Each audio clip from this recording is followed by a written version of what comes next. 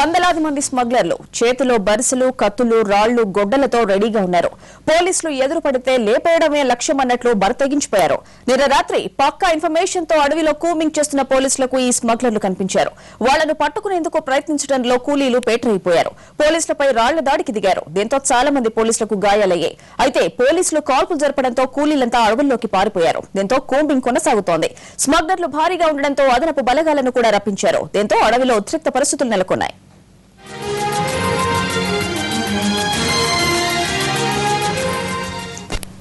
శేషాచలం కొండల్లో జరిగిన ఎన్కౌంటర్ ఘటనపై ఏపీ సీఎం చంద్రబాబు సచివాలయంలో ఉన్నత స్థాయి అత్యవసర సమావేశం జరిపారు.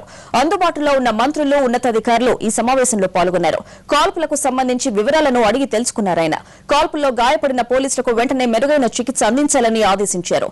పోస్ట్ మార్టం అనంతరం స్మగ్లర్ల మృతదేహాలను వారి కుటుంబాలకు అప్పజెప్పాలని డీజీపీని ఆదేశించారు.